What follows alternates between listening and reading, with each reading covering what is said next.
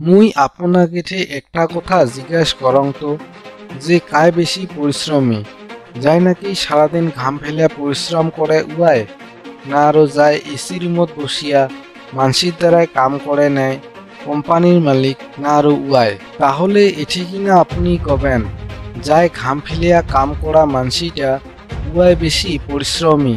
আর যদি মুই এঠে জিজ্ঞাসা করং যে কায় বেশি সফলতা অর্জন করিবার পাইছে, তাহলে আপনি এঠে কবেন কোম্পানির মালিকটাই সব থাকি বেশি সফলতা অর্জন করিবার পাইছে।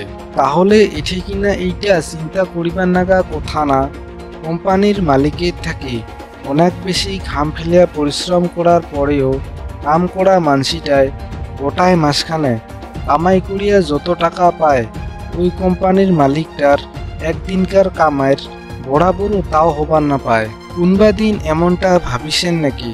আসলতে এইটা হয় কিসের জন্যে? তাহলে আইস এই কথাটা ছোট একখান কাহিনীর দ্বারাই অল্প করিয়া হইলেও জানি নেই। এক সময়ের কথা আছিল, একটা কামলা মানসিয়ে গোটায় দিনটায় পরিশ্রম করিয়া পাহাড়ের পাথর ভাঙে, আর ওই পাথর গিলাক বাজারত নিগিয়া বেচায়।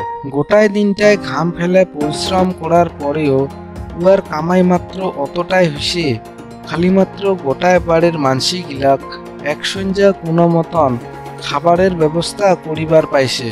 একদিন কিনা ওই কামলা মানসিটার নজর একখান সোনার দোকানের উপরত পড়ে, আর ওই কামলাটায় দেখে যে সোনার দোকানখানের গোড়ত অনেক কয়টা সুন্দর আর চমৎকার পাথর দেখিবার পায়।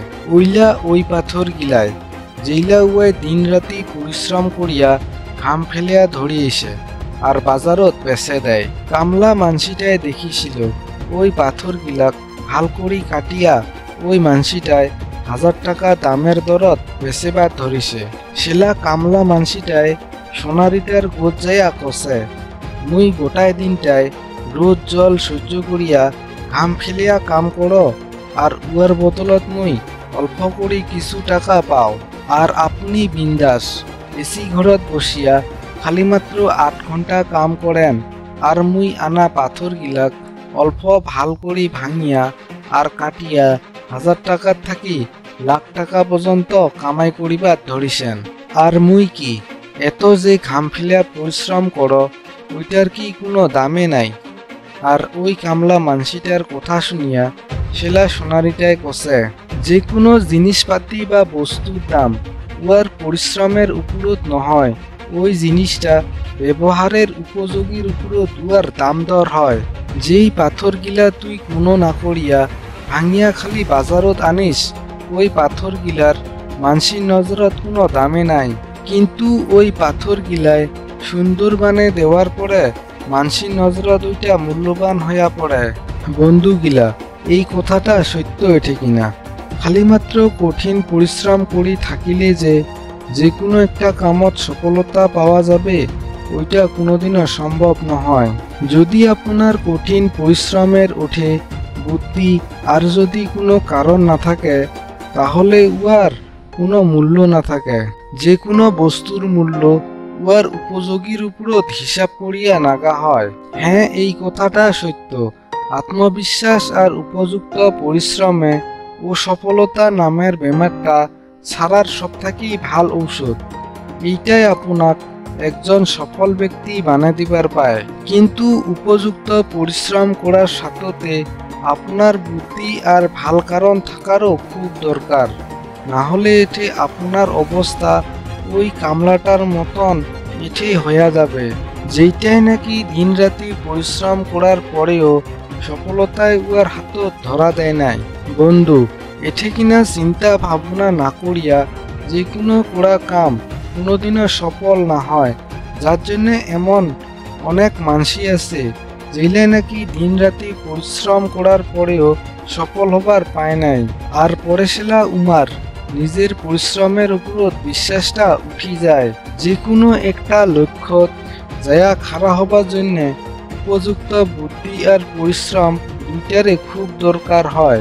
এটি কিনা কায়বা খালি মাত্র উপযুক্ত পরিশ্রম করে, আর কায়বা খালি মাত্র বুদ্ধি করি থাকে। কিন্তু যেই মানসিটায় নিজের চিন্তা ভাবনা আর বুদ্ধি ওই গোটায় কয়টাকে একসাথে নিয়া নিজের পরিশ্রম করে উয়ার সফলতা খাটাং হয়ে যায়। পরিশ্রম করার পরে সফলতা পাওয়া যাওক আর না যাওক ওইটা তো ভাগ্যর কথা হয়। আর হামা এটে চেষ্টা না করিয়া বেকার পার হইয়া যাবার দিম ওইটা তো খুব খারাপ কথা হয়। যদি পরিশ্রম করার পরেও ও সফলতা পান তাহলে এটে মন দুর্বল করিবার না নাই। যদি জীবনত কোনো কিছু পাবার চান তাহলে রাস্তা বদলান, লক্ষ্য উদ্দেশ্য নহয়। কেননা এইটাই তো যুদ্ধের নিয়ম হয়। মনে যদি হারি যায় তাহলে হারাটা নিশ্চয় হইয়া যায়, আর মনে যদি জিতি যায় তাহলে জিতি যাওয়াটাও নিশ্চয় হইয়া যায়। তাহলে এটি মনের বলের সাথে আগবাড়ি যাও নিজের লক্ষ্য উদ্দেশ্য রাস্তা দিয়া। এমনটা আশা করিয়াই মুই এই ভিডিওখান শেষ করেছ। ভিডিওখানত একটা লাইক দেন, প্রথমবারের জন্য হলে দয়া করে মোর এই চ্যানেলটা সাবস্ক্রাইব করেন, আর ভিডিওখান লগ বন্ধুর সাথে শেয়ার করিয়া মোক সহায় করেন।